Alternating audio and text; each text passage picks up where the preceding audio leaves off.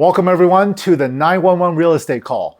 Whether you're a doctor, managing patients, business owner, running operations, or an entrepreneur balancing multiple ventures, this space is designed for you. multifamily real estate investing can seem overwhelming, But today, we're here to make it simple and easy to understand. Together, we'll dive into real deals, discuss strategies, and exchange ideas to help you grow your portfolio and generate true wealth. This call isn't just about properties, it's about building strong connections and creating long-term financial success. Let's jump in and unlock the next step in your investment journey. Welcome everyone. Our special guest today doesn't need an introduction, but I'm going to give her one, right? Lauren and we met each other a couple years ago. Lauren, I think it was on a Jake and Gino call. Mm-hmm. And she ended up calling me the next day. I was like, who's calling me over here, And then her husband, Luigi, and I hopped on the call. And it was, that's like history since. Alex was my first LP investment. There you go. So Lauren herself is an entrepreneur. She's an author, multiple books, real estate investor, and also a coach as well. She has a portfolio that spans over 400 units, including a lot of single family, multifamily property. She's raised millions of dollars. And the recent one, what was Marco's post? She raised like 1.9 million in like 18 hours, something like that. Right? You know him. And I don't consider it a commitment till the money's in the bank, but yes, we had lots of There you go. So Lauren also, she's received her Bachelor of Arts from UCLA in economics, passionate about financial education, loves helping people to invest in real estate and understand the enormous tax advantages of this legacy altering asset class, which some of us understand. Being a coach and a mentor for the Mind Shift to Millions, and also the co-author of some of the books like the Real Estate Investing Unlock and Attracting Capital, most recent book. She lives happily with a husband and 2 daughters in LA, in which I hope that everything's been good. Your house is right there, so you're everything's well, right? How close is the fire to you, Lauren? And we're about 20 miles south. So we're in Rancho Palos Verdes, so it's the southern point of it. But it's the devastation, guys. It's beyond. Like I grew up in Orange County. I evacuated from the Laguna Beach fires in the 90s. Like I've been living around wildfires my whole life, on and off in Southern California. And I've never seen anything like this. I've had multiple friends lose their homes. I was texting right before we got on with a friend, and the fire's a mile and a half away, and he already evacuated his wife and kids. But he's like, I'm staying. I'm gonna try to save my house. And this is a $3.5 million house. This is not a mountain man. This is not someone who I'm like, you're going to succeed. I mean, but he just, it's really devastating. And I don't know I truly don't know how LA is going to make it through this. Yeah. The loss of tax revenue, loss of property tax revenue, sales tax revenue, businesses that support these neighborhoods that are gone. It's really devastating. So I'm glad you brought it up, because I was going to. It feels a little strange, frankly, to be doing this in such a crazy time. But yeah, it is a crazy time. So close to you, Yeah. So thank you for hopping on during this crazy time. Yeah. And thank God you and your family are okay, and it's not affecting you guys. That's good. Yeah, just the air quality. But again, I feel stupid complaining about smoke. So. All right. Well, before Lauren, you start, I like everyone to get their cameras on, and let's take this picture before. Yes, so I don't have to interrupt her in the middle. Exactly. Right? So let's get the cameras on. Everybody get your cameras on. Here we go. In 3, 2, 1. All right. Perfect. Thank you so much. All right, Lauren, why don't you take it away? Sure. Well, I will say this, the presentation that I put together, I wasn't sure how. I knew most of the people on this call were going to be experienced, and looking at all of your faces, you're all very experienced. So I just want to share that up front, that what I am going to go through now may seem a little duh to some of you guys, but I would love to share it with you, because I think one of the things that I wanted to do, rather than share my portfolio and my case studies, which all of you guys have plenty of your own, I wanted to share more about my thought process. And I think one of the things that has helped me on social media to expand my presence and to kind of gain some traction has been, I do take it at a low level, like a fourth grade level, and try to explain it in that way. So one of the things that I wanted to do here, and I plan to do in New York at Erica's event next week, is really take it from okay, how do I think about investing? How do I think about my strategy on like a very basic level? And then from there, what led me to real estate, and then, from there beyond. So again, some of the things I'm going to talk about today, you guys are going to say, yeah, I know about that. But I do welcome any feedback, of course. But again, I think that looking at all your faces, I would encourage you more to take this as maybe an inspiration for what you talk about on social media, because every single thing I talk about in here, people have reached out to me on social media and asked about. And generally the people asking me are, people who are professionals, and, they're not high schoolers. They're people that are our peers and our colleagues that maybe aren't as entrenched in real estate and understand it the way that we do. That would be great. Okay.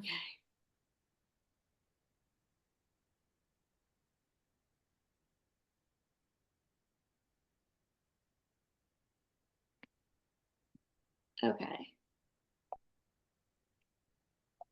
All right, guys. Okay. So I'm gonna start out by saying, raise your hand if you have a pre-tax retirement account, some sort of pre-tax account. Yeah, I do too. And I really have nothing against pre-tax retirement accounts, as long as there's an employer match associated with it. I think it makes a ton of sense to invest in a retirement account where your employer is going to match. If they're going to match you 5%, that's free money. You should absolutely be contributing to that account.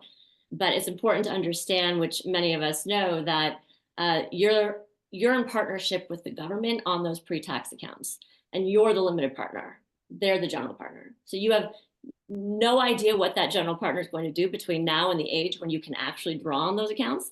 So it's really important to understand that you really don't know how much money is in that account. Despite how much you contribute to it, you don't know what the tax rates are going to be at the time when it's time to draw. And I think all of us are watching the writing on the wall. We all know what's coming in terms of tax rates in this country. And then also 529 accounts. Anyone on here have 529s? Wasn't sure how many of you would have 529s for your kids. I only opened them because my in-laws were insistent, since that was the contribution. But I think many of you know, who have small kids or having kids now, that by 2036, private university is going to be 303,000. Public university is going to be 184,000. My kids are 6 and 7, so these are very real numbers for me. And looking at these 529 accounts and the less than exciting results of the returns, and you can't direct your 529. It gets directed in accordance with the state and the allowable investments. These sorts of accounts, these retirement accounts, and these college accounts, are looking less and less like they're going to be able to support the general public in the future. And this is what when I talk on social media, when I share things, this is what I'm constantly trying to drill home for people, that the value in these accounts, when we're looking at the inflation rate and the cost of college, are just not going to be enough to get people where they want to be by the time they're of age. So as we all know, the paradigm of work and save for retirement that we all have been programmed to understand for our lives really isn't working the same way anymore. We work hard. The whole program, the whole paradigm that we're taught from a very young age, if you go to school in this country, is go to work hard for 40 years, grind away, trade your time for money, pay taxes, pay a lot of taxes, save and invest your 401k and brokerage accounts, and then retire at 65. And that's kind of the paradigm and program that certainly our parents were taught, and that we were taught. And I think the fact that all of us are on this call means that we've broken out of that, or we're of the mindset where we're ready to break out of it. But this is a very real paradigm. And something that maybe some of the people on this call don't really know is, I get asked a lot about why financial education isn't taught in schools. People that are very, very highly specialized, engineers and physicians, attorneys, et cetera. And they're very, very good at what they do, but they have zero idea of what to do with their money. And they're like, why was I taught everything else in school and not this? And I think a lot of people don't know the origin of the modern education system. So I'm gonna like talk about that for a couple of minutes because I think it's really important. The modern education system was, was created during the Industrial Revolution, because the Industrial Revolution created this, all of a sudden, this need for a big labor force that was literate, that was docile, punctual, and would do what they were told. And that didn't exist prior to the Industrial Revolution. Prior to the Industrial Revolution, you had people working at home and being educated at home and just working with their families. And it was only really wealthy people that were formally educated. And if you weren't really wealthy at that time, you were living at home, educated at home again, and working at home. So the idea of leaving your home and going to a factory to take orders from a boss during a set period of time was ridiculous. People couldn't even fathom it. It was very tough to get people to start to think in that way and to behave in that way. So it started, the Prussians actually started it. They started this education system where they could try to mold people from a young age to be compliant, literate and compliant, show up on time, work when a bell rings, behave a certain way, when the bell rings, behave a certain way. And they really needed this massive number, millions of people, they needed to get them to behave in this way. It was like, how do we do that? Well, the Prussians started it. They created these factory style schools. They were extremely successful in getting people to behave the way they wanted. And it spread like wildfire across Western civilization. And so that's how the modern school system was created.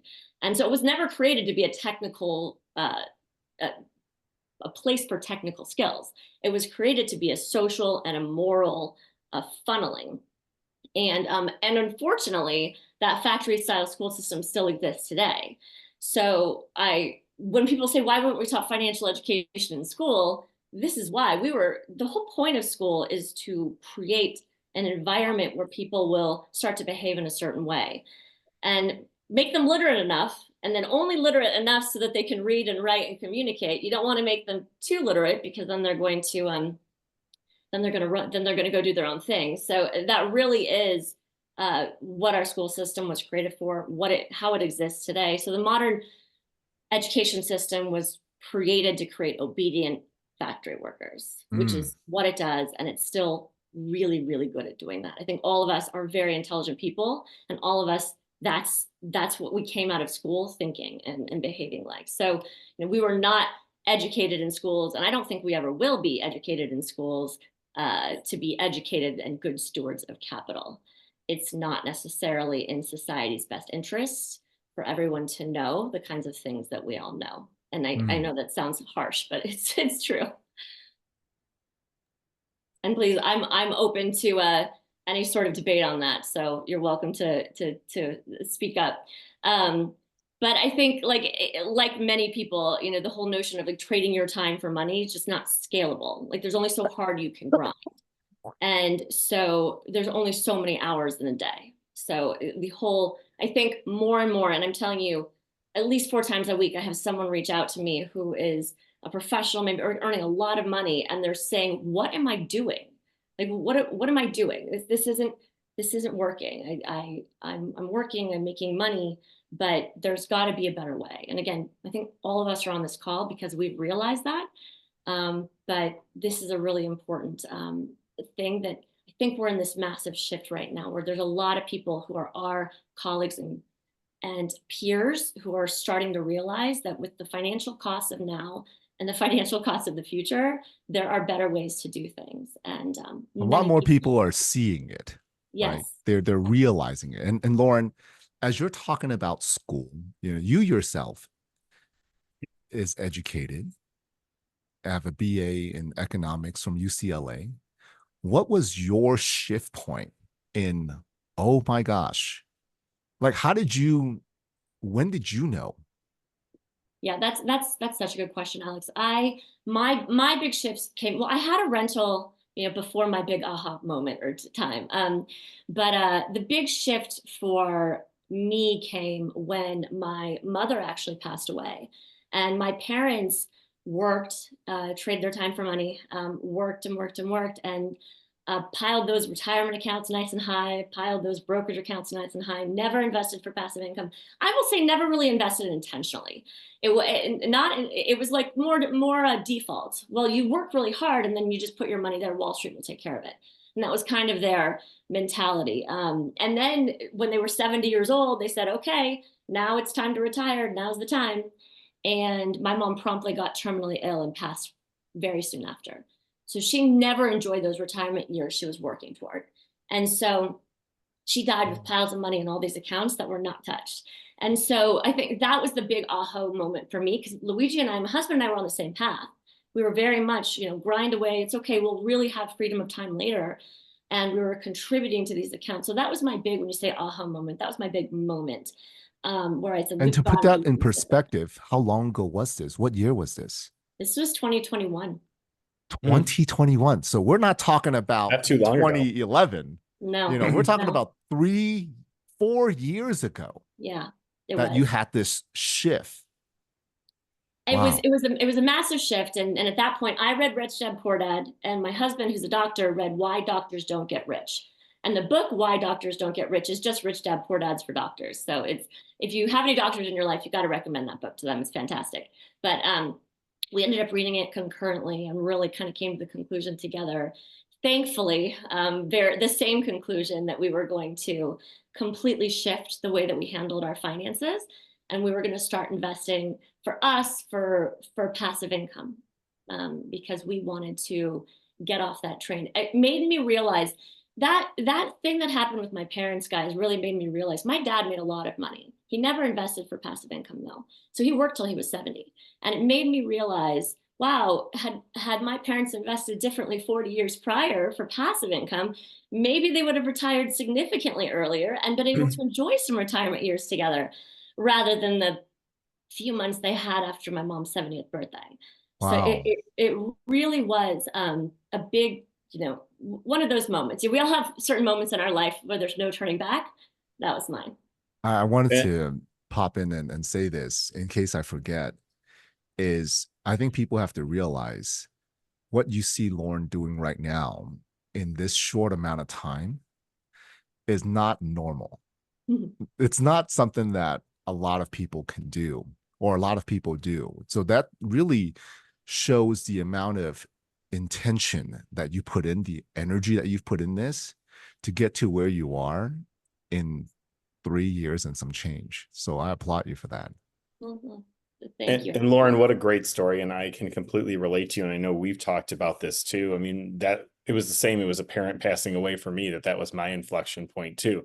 My dad was obviously a business owner, so there was always passive income, so to speak, coming in from the business. But I think you do have to have a major life event at times. And hopefully it's not as drastic as what both you and I went through, because that's certainly a life-changing experience, losing a parent. But it certainly makes you recalibrate your mindset and recalibrate your thinking. Is this how I want my life to go for the rest of my life, right? So appreciate you sharing that very personal story. Yeah, I think like Dr. Joe Dispenza says, you can either change from desperation or you can change out of inspiration. And my hope for everyone on this call is that you're changing your life out of inspiration, because desperation is horrific. But I truly was at a point of desperation. And I appreciate those words. But I think once you make a decision and you just to stick with it, and going to the intentionality piece of it, the whole notion of like we're throwing this paradigm out the window. Everything that we've been taught, and again, a lot of people on this call know this, but I think it's a nice reminder. We're gonna throw it out the window, and honestly, help our peers and colleagues throw it out the window as well. And my thing was too. I was like, I don't want to be I don't want to look like this by the time I'm enjoying my finances and my time and my financial freedom. I want to have this feeling prior to that. So, and that really, as you talked about the intention, that really was the shift. I said, okay, when can we retire? Well, at this point, it's when our passive income exceeds our living expenses. And, and truly at this point, every dollar with Luigi and I that comes in, every investment we make, we think of it as every asset we purchase as we're buying a day that we don't have to work. And it's so, we are so aligned in that sense, because, it's that intention that, especially for him being an emergency room physician, similar to Lindsay Duque, it's a very intense, work environment. And even if you want to stay in doing it, you don't necessarily want to be reliant on doing it. So the notion of throwing out this, again, people on this call know this is kind of a duh thing. I'm telling you, very, very few people think in this way. And that's been my mission as I've started to gain some traction on social media. That's been my mission, to tell people and show people, look, you can retire at this point, not when you reach your certain retirement age, whenever the government tells you it's time. I had a post about Social Security recently that went viral on Facebook. And if you want some entertainment, go on my Facebook page and read those comments. And I had no idea how many people still really relied on Social Security as that benchmark for, 67 is the age when I can retire. It was remarkable. So again, people on this call think differently, but as Alex just said, you got to become an intentional investor. And I think that's the biggest thing. Be an intentional investor. Know what you're investing in and why, and create a strategy. And that's what I want to help people. I think the most people who reach out to me want help on even understanding what that strategy should be. What does it need to look like? And so I think something I usually have been told, at least I can do, is explain things very simply. So I'm going to try to explain it like I'd be explaining to a 4-year-old. But I think, like I said, a lot of people on this call know these things, but I encourage you to use these as tools to share with other people in your life as well as on your social media. So think about what it is that you want. Do you want yield? Are you a yield investor? We all know real estate, a yield investor will get, passive income off acquisitions, perhaps private money lending, a dividend paying stock, private business distributions, as Eric just said with his dad's business. That's a yield investment. I'm raising money for a deal right now, and I cannot tell you how many people don't understand that phrase when I say you're investing for yield. So passive income equals yield. Then there's the velocity of capital. As we all know, velocity of capital, how quickly can I get my money in and my money out of the deal and move it to the next deal? And then there's the capital appreciation. There's some overlap on the Venn diagram with the capital appreciation and velocity of capital. But I think in terms of the way that we think about things, whenever you're making an investment, which I think all of us probably have all of these on our balance sheet. But I think whenever you're thinking about an investment, thinking about it in terms of, all right, what is the strategy here? So that you have an expectation and all right, this is what the strategy is here. If it's a velocity of capital deal, I know I'm not getting yield for 2 years. Fine, but just being clear.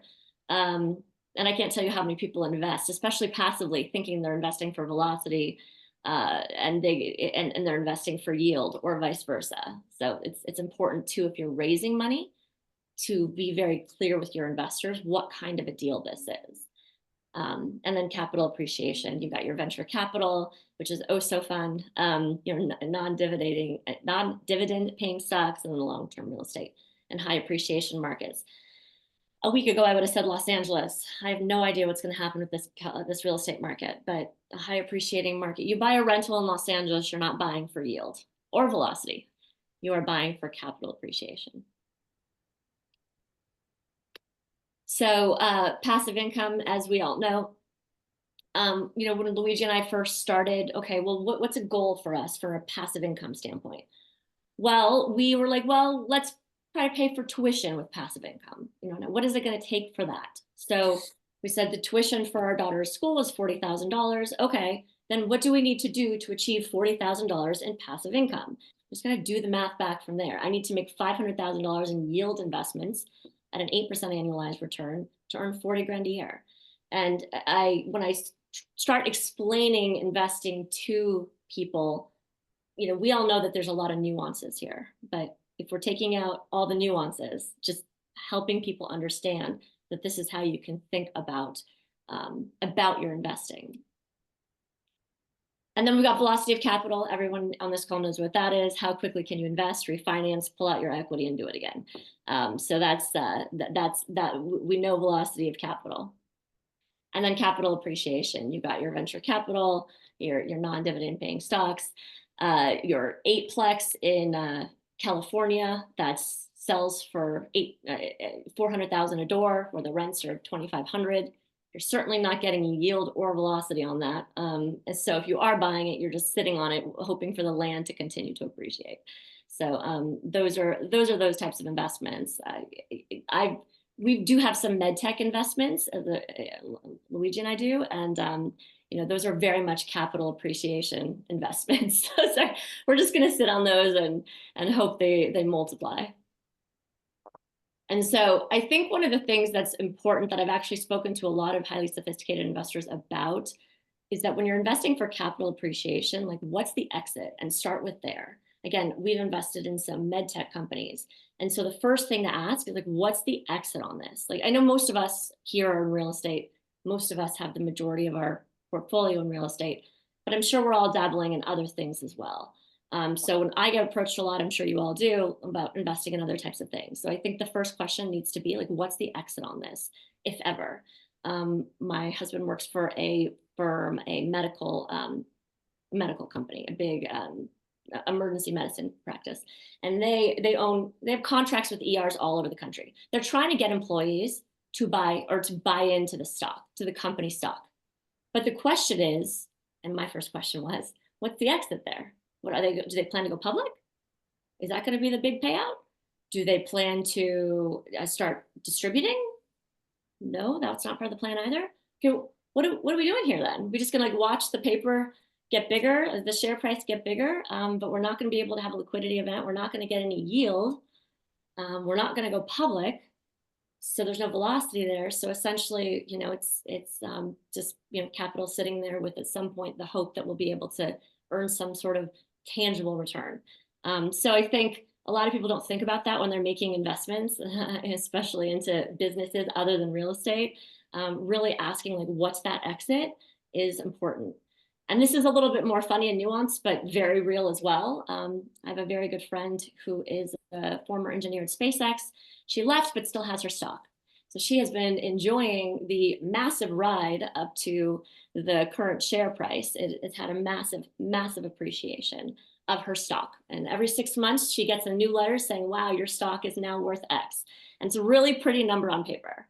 But she has absolutely no idea, because they have no intention of going public, supposedly, nor distributing at this point. She has no idea when that SpaceX piece of paper is going to turn into anything tangible. Now, SpaceX is an incredibly valuable company doing incredible things. All of us know it is legitimately valuable. But the funny part is, talking to her, she has these same thoughts as well. She owns a lot of real estate too. And she's like, well, I see that income. I don't know what this SpaceX stock, at what point I'm going to see $1, from that piece of paper. So I think that's a really important thing to think about, and also share with people. So why did all of that then lead me to real estate? All of the things that there's passive income, velocity, and capital appreciation. I think too that a lot of people don't think about, and I want to tell people on this call, because a lot of you have other businesses too. Real estate is relatively easy to exit, and that's really nice. Now, obviously, it's got to be the right time. You got to make sure you're making money. But if anyone's tried to sell another type of business other than real estate, it can be very challenging and very time consuming. Very. So I think one of the things that's really beautiful about real estate is that, there's always a buyer, maybe not at the price you want, but there is always a buyer. And so I think thinking about your investment philosophy and the ease of exit compared to other types of businesses and investments is a really big deal. And then real estate's also packaged commodities. As we all know, the price of commodities we've started a super cycle. These aren't going down. Glass, wood, all of the components that go into building a piece of property, that cost is not going to go down over the next 10 years. So innately, that piece of property, the sticks and bricks, as Marco likes to call them, is going to continue to be valuable. And as we all know, it's relatively recession resistant. Even in the worst real estate crisis in history, rents remained relatively flat.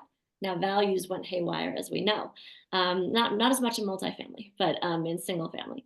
But rents are relatively resistant to recessions.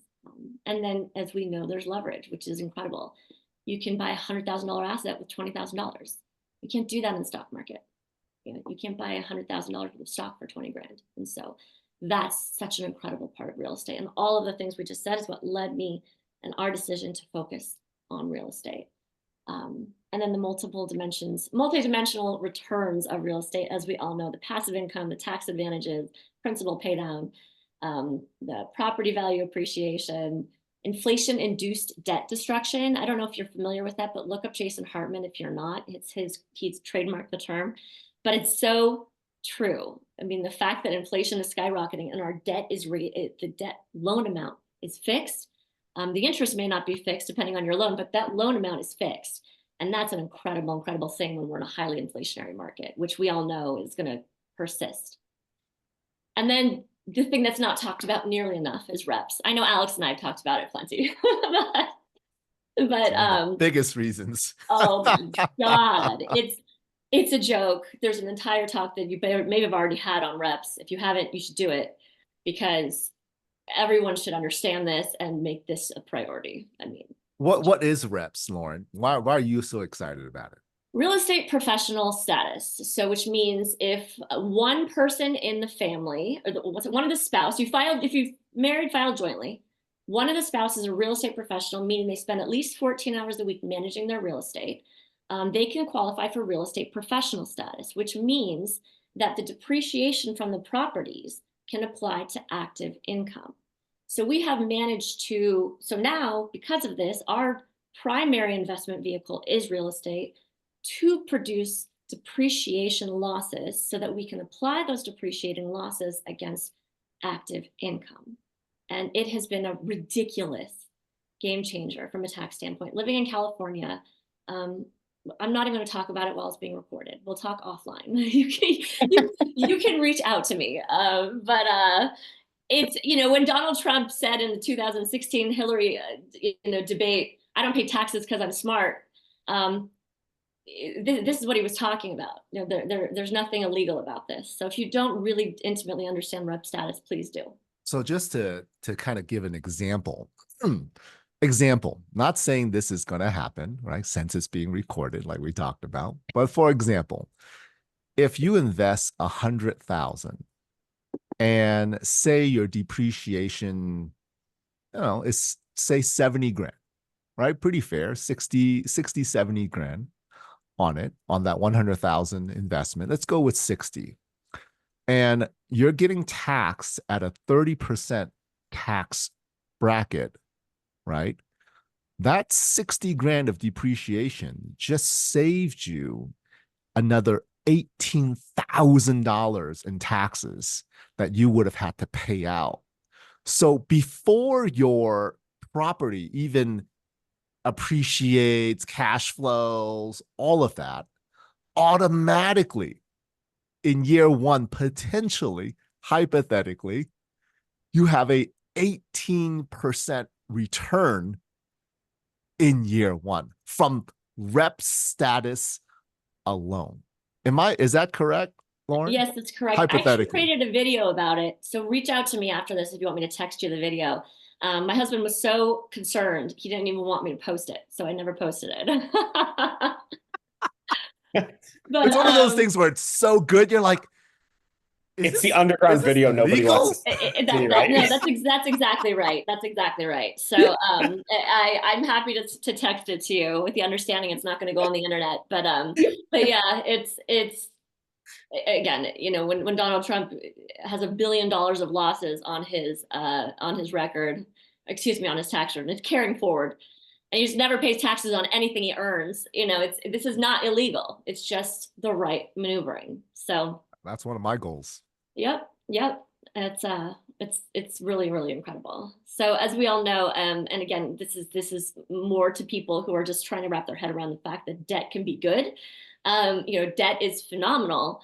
as long as you're using it to buy assets and someone else is paying to service the debt. When you're buying property, and the fact that you get to participate in 100% of the appreciation, and the debt remains fixed, it's just such an incredible thing. So, and we know this on this call, but it's an important reminder. And then there's so many ways to be involved in real estate. I think that's one of the things I also love about it. We can buy active versus passive, which again, I made my first passive investment with Alex. But I've got plenty of my own properties as well, and continue to build on the general partner side too. But the private money lending, I mean, even that piece of it's really exciting. If you want a house flip, you can house hack if you need to. There's all sorts of ways to start in real estate and get into real estate, and that's really cool too. So sourcing capital, two big things that I want to point out that get asked of me all the time. You've got cash locked up in public equities. You've got a stock portfolio. Obtain a securities-based line of credit. Borrow against it. Don't sell it. And I have a really good story about this. A friend of mine in the early 2000s needed to buy a primary residence, and he sold all of his Apple stock in the early 2000s in order to buy his primary residence, not knowing at the time he could have borrowed against it. Well, that Apple stock would have been worth over $10 million now.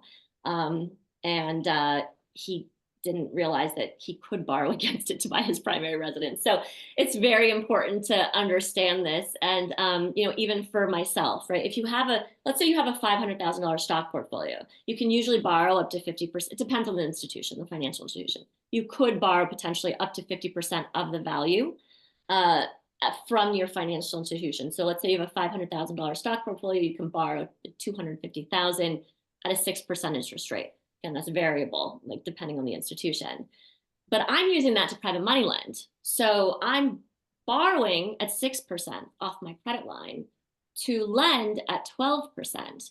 I'm pocketing the difference, and again, with no money out of my pocket at any point. So I think that's something like using the tools you have. Now you can use that $250,000 to do whatever you want. I'm just saying how I'm thinking of it now and how I'm using it. And as long as that you're lending to someone who's reputable and trustworthy, it's a very exciting use of your stock portfolio that's otherwise just looking at like pretty numbers on paper.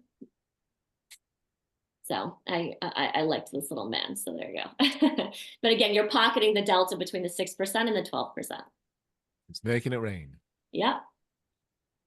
And then a lot of people have come to me with cash stuck in their rental, like an existing rental that they have.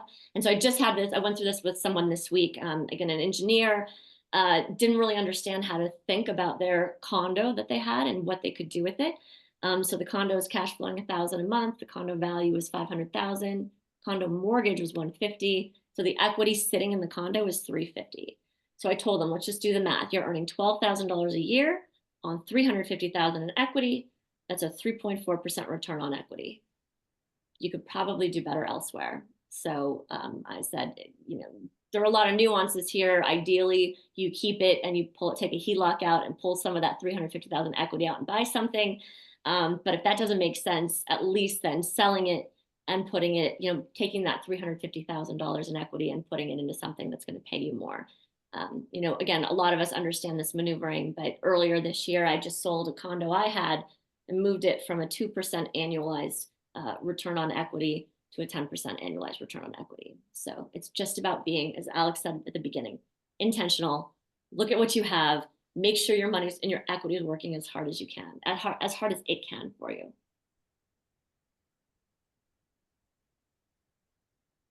So, going back into, what I was into my portfolio, I think like the notion of reframing retirement is really, really exciting. And a lot of people, as I mentioned earlier, think of retirement as something in their elderly years. And when I started getting into like really focusing in those, 3.5 years ago, I started talking to people in my life who are in real estate. One was 77 years old, had been buying real estate for 50 years in Los Angeles, the family friend.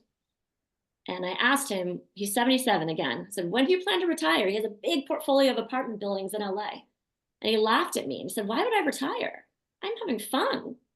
what am I going to do if I retire? And he like looked at me, he laughed at me. It's like, and he said, I have managers who manage my property managers. Like, I said, this is fun. I have no intention of retiring, Lauren. And he's 77 years old. It was a big moment for me because everyone else in my life, my parents' age, were retiring and sitting on the rocking chair or, you know, traveling all over, whatever it is that they wanted. But he was so excited about what he was doing that he still does a lot of traveling, but he's like, I have no intention of just, you know, retiring in the formal terms or in the traditional terms. And then I had another person who is a family friend who's 87 years old. She's been buying properties for 40 years and she loves it with zero intention of stopping and still buys properties. And I thought it was the coolest thing for an 87-year-old woman to be still doing deals and loving it. And like, I'm going to keep doing it. We got to renovate that toilet. Yeah. I mean, or that bathroom, like she was loving it. And I think like that notion, if you can design a life that you don't want to retire from, I think that's a goal that we all should have. And so I think that was one of the most exciting things to me too about real estate was not only are we paying way less in tax, which is very, very exciting, but also the ability to design a life, you know, that you don't want to retire from. And I think I just want to leave you with the quote, one of my favorite quotes from Jeff Weiner, is the former CEO of LinkedIn. He's now the executive chairman. But he said, I'm most proud of the fact that I look forward to going to work every day and I look forward to coming home at night. And I think that like if we can all strive to create that environment, I'm sure many of us already have it, but if we can have that in mind when we think about designing our life, I think what a remarkable accomplishment. So I just took some pictures from my vision board and threw them up here for you guys, but that was all of it. Please connect with me. Here's all my information. I'm on Instagram, LinkedIn, Facebook, obviously. And I think everyone else on here knows me otherwise. Lauren, thank you so much. Can you go back to that previous slide? I want to ask you a question on that slide. Yeah. What's the bottom right picture and the bottom left picture? Tell us about that. Bottom right, I want to speak more. So that's my 2025 is to put myself in more environments where I can speak. And I have a background in performance from my childhood, so I really enjoy that aspect. And then on the lower left, I want to host more. Like every time I host in my home, it creates this wonderful energy and I learn something and we learn about each other and have this wonderful group of people around me. And I'm not intentional enough about setting up, you know, dinner dates and parties and things like that to have people come. So that's what that bottom left is. Are you saying that you're going to have an event near you in 2025? Definitely doing that. Yeah. That looks a little more formal than I necessarily like had in mind. I was really thinking of just like, you know, having a couple families at our house or whatever it is. But I have found it beyond, and I'm sure a lot of you get asked all the time, but one of my favorite things ever is to have those one-on-one conversations with people who, when you can kind of break through their mental programming and help them see what their opportunities are when they're intentional with their investing. I've had some really, really exciting conversations, especially lately. It seems like daily, which has been pretty wild, but with people that I feel like I've successfully broken through their programs to open their eyes to their opportunities in investing. Well, and that's why you do it, right, Lauren? It's to turn that light bulb on in someone who didn't think that they had a way out or didn't think their mindset is you know, one way and you're turning it around. So it's extremely rewarding. So, yeah. I mean, right? I mean, that's why you do it. That's why you educate. I think a lot of people don't realize that investing can open a door for you. Even if you're someone, for example, one of my friends works at a big consulting firm, makes a lot of money. And I was talking to him the other day and he said, yeah, I'm doing this, but like, I really love music. And I love music. I don't want to play it. It's like, I just like to go and be around it. I want to be in it. And so I told him, you know, I have a friend who has a fund. It's in Los Angeles and it's a fund that creates music documentaries and sells them to Netflix.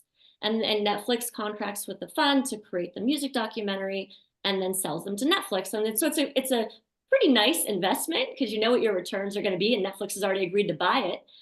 And I said, why don't you invest in that fund? Pay to play. Go invest in that fund. Write a big enough check. If you write a big enough check, you can actually be a producer on it. So that's exciting. But I was like, that will get you in the room. And it was really exciting because it turned this light bulb on for him. And he did, and he went and he's now he's in the room. And now because he's invested with this fund, he gets updates and he gets to be part of the conversation in a music environment and keep his day job. He's ascending at this big consulting firm. He doesn't want to get off that train necessarily, but he did want that exposure. He also wants exposure to real estate, which obviously I can provide for him. The music side of things, I thought that was a really exciting breakthrough that I was able to participate in helping him see his way through. I think if you think about investing even as a way to get into rooms where you can, enjoy hobbies, that's an exciting thing too. It opens the conversation. You're absolutely right. Because you could be talking about music, or you can be talking about pets, or you can be talking about sports. And then all of a sudden, real estate gets worked into the conversation, and it goes on a completely new and wonderful kind of tangent, and that's how the relationships really are formed. Does anybody have any questions for Lauren after this just awesome presentation? I mean, I know I learned something every time we get on one of these calls, and that's the reason Alex and I do it. And Lauren, you just absolutely hit it out of the park today with the value that you provided. So I'm opening the floor up to questions for Lauren, if anybody has anything specific to ask her. Hey, Lauren, I have a quick question. First of all, thank you for doing this. So, you and I I've seen you give awesome advice to, some MIH members. You know who I'm talking about in general. What is the point where you break to those people? Because most people I talk to about real estate investing, you can see there's two types of personalities. There's people who just their eyes roll in the back of their head, they don't want to hear it. Mm. And then there's those people that are like sort of intrigued. Like, is there anything in particular that you feel opens their eyes? I know it's a tough question, but how do you frame that? It's a really good question. I think they need to come to you with it. It's one. So you can tell if you say, "Oh, I'm in real estate. I invest in real estate." That's normally what I say. You can tell right away if they're like, "Okay, cool," or if they're like, "Okay, can you tell me more about that?" Or I have a rental, but I don't really like it. You can usually tell pretty quickly. But I think like this person I just mentioned, who I introduced to the music fund, he had to come to me. I've known him for almost 3 years. And it was when he came, and it's because we're so programmed. And I think that's why I wanted to start with the education thing. It's absolutely incredible how programmed we are.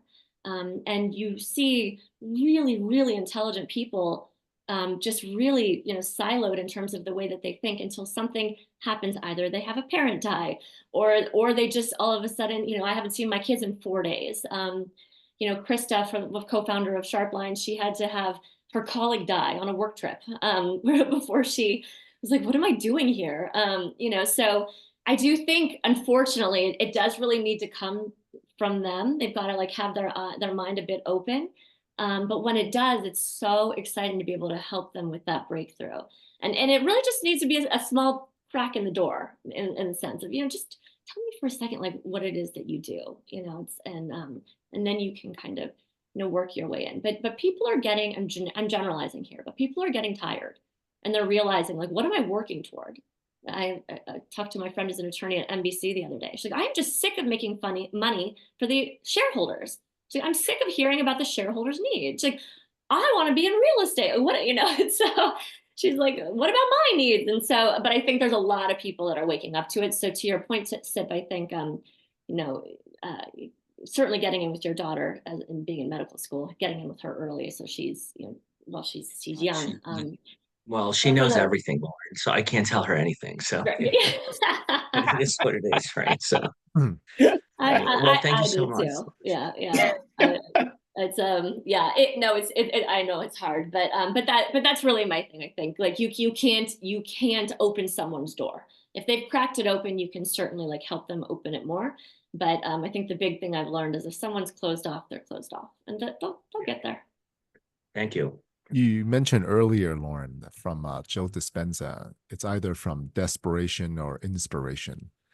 So would you say that one thing that's really helped you is to produce content that constantly inspires others to really reach out to you so that when they're ready, you're their go-to person? Yes, yes. That's been the most fun part about the social media stuff. It's getting these messages from people that are just like us, that are just they're just not just opening up their mind to it. But yes, that has been the most exciting part about posting on social and having some traction, is that it's inbound. I'm not verbally doing sip what we said, trying to open their door. I'm just doing it on social media. They can watch if they want, and they reach out to me when they're ready. And that's been a really exciting component to it. Yeah, absolutely. Yeah. It's phenomenal to me, the genuine relationships I have built with the people that I've met on social media, just having these types of conversations. That condo example I just gave you was someone who reached out to me on social media, and I got on a Zoom with him. He ended up investing passively in something, but he now we're friends, so it was very, and I talked him through how to manage his condo and all the equity he had in it. Awesome. Hey, I had a question. So I think everyone here has obviously experienced it's always a good time to buy. But where do you think 2025 is gonna be when it comes to like real estate in the market? Do you think any asset class or in real estate would be better than the other? I'm focused on development. That's what I want to get towards. But where do you think, the best opportunities are going to be this year with all the, change in presidency, interest rates, mortgage rates, etc.? Well, I'll open that up to everyone else on this call. I mean, I'll give you my opinion, but please, I want anyone to intervene. I think the general feeling is that Trump is good for real estate. I think that I don't know. It doesn't look like, at least according to projections, that rates are going to significantly decline, and maybe they get into the fives, but it doesn't look like it. This year they'll significantly decline beyond that. But I think you can buy in any market cycle. It's just the numbers. The numbers just need to make sense. So I think we're really starting to see some distress, some really interesting opportunities from operators that just kind of can't hold on any longer. Yeah, I think we're full speed ahead because we want that depreciation. I don't want to pay taxes. But does anyone else have something they want to share about the current market? I don't want to act like I'm the expert on the call. I agree with you almost 100%, Lauren. I mean, that's pretty much a good general synopsis of what I think 2025 is going to hold. Again, just my opinion. Please, everybody else chime in, but that's pretty much right on the money and how I think too. One of my friends came back from, oh, go ahead. Oh, sorry. I was going to talk about insurance because obviously the fires are in California. I'm here in Florida, and insurance is always a hot topic. And I'm from Texas, so I've heard that hail damage has obviously increased insurance dramatically. Do you think there's gonna be like a countrywide, I don't know, laws in place to kind of mitigate that, what they're going to be charging us? Do you think that's going to be a huge thing when it comes to the way real estate investors look at deals?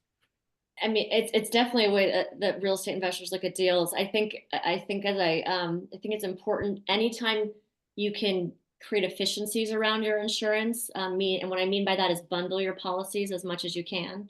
I don't know how many of you were on the call we did with Sharpen on Wednesday for a new deal, but we're working on putting together a package policy, because right now every policy is on its own. But when you package multiple locations, insurance companies tend to like that better and then give you credits to reduce your premium. So anywhere that you're able to package your insurance, please, definitely do that. I know it's hard to do many times. I think there's tremendously terrible things happening in the insurance industry, and I actually am going to send a podcast through the MIH chat out later, and I'll if you guys want to listen to it. But it's really bad across the country. It's not. I mean, I don't even know how California will ever be insurable again. Los Angeles, particularly. I don't even. I could talk all day about this. I think that's going to be the biggest hurdle to any rebuild. Is the ability to insure anything. So, but I have property in Florida that's getting hammered too. So, yeah, it's you package? Sorry to interrupt. Can you package, like, I have two different deals and they're two different syndications. Are you able to package both of those if they're under different entities? If they have common ownership, are they both yours? Yeah. Then yes. Yeah, as long as the ownership's the same. Like I couldn't go to Alex and be like, hey, let's put our deals together and create a policy, because there's no common ownership, no common management, none of that. Okay. So there's got to be that. So yeah, absolutely you can. And the insurance company, when you buy your third and your fourth, add it on, and they should be crediting you for the additional locations. I know a lot about insurance, guys. So if any of you have questions, reach out to me. My dad owned an insurance brokerage firm. I worked for him in my youth, and I'm happy to share. I think I can add value to you. So, Lauren, since you just said that, I mean, I don't want to keep on talking about California, but how are these people going to even get a policy anymore? Like It was losses already are terrible. It was already, California flare plan, but they've got limits of $3 million, but most of these houses are, worth 20. So it's really, I really don't know. I think things are going to have to be completely reimagined. Because I mean, even in my area, I've got friends who pay $30,000 a year for their homeowners insurance, and these aren't, huge estates. These are, I mean, 4,000 square feet. It's big, but it's not, insane. So it's really going to be difficult, and I anticipate it being even worse now. I that's one of the things I've been saying. I really don't know how LA is going to recover from this when the dust at some settles. point it doesn't make any sense, right? So something's got to reset, either Yeah. the price of real estate or people are just gonna have to self-insure, right? And how do you even do that with those And a lot of prices? people were self-insuring in these areas, and that's another part of the catastrophe. Could be you have a $10 million replacement cost house, and the most you can get is in 3 million from the state for fire. What's the point? You're Yeah. self-insuring the rest, and a lot of people were doing that. And the question is, does it even make sense to rebuild, as you just said?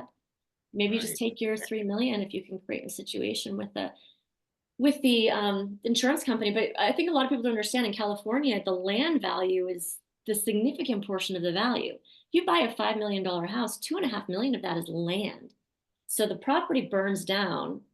The insurance company may hand you 2.5 million to rebuild your house, but they're not going to pay you 5, which was the value before the property went up in flames. So it's going to be Yeah, I a don't very get it. long road. You think the state will get involved?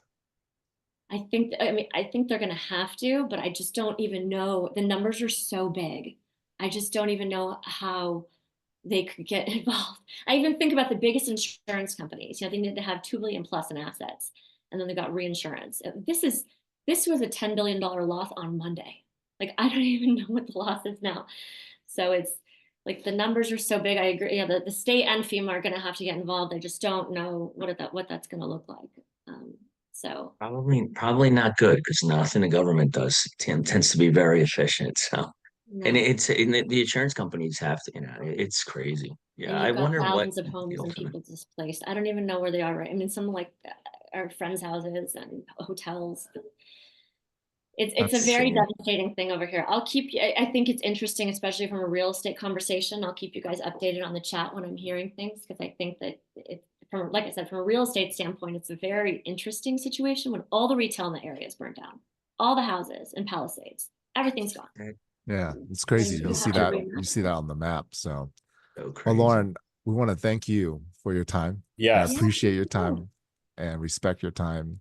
Thank you. And thank you so much for the education. Everyone else, thank you so much for joining. And you guys have a phenomenal weekend. And once again, thank you. Thanks. Take care. Thanks, Good everybody. seeing Great everybody. seeing everybody. Thank you, Lauren. Take care. Thanks, everyone. See you. Bye. Thanks, guys. Bye. That's a wrap for today's 911 real estate call. Thank you so much for attending, sharing your thoughts, and learning with us today. Real estate isn't just about numbers. It's about creating intentional moves and finding opportunities that align with your goals. Whether you're saving lives, leading a business, or growing your investments, the goal is to make your money work for you. Stay engaged, keep learning. Let's keep pushing forward towards financial freedom. We look forward to seeing you on our next call. Until then, stay focused, Stay connected, and keep building wealth one property at a time.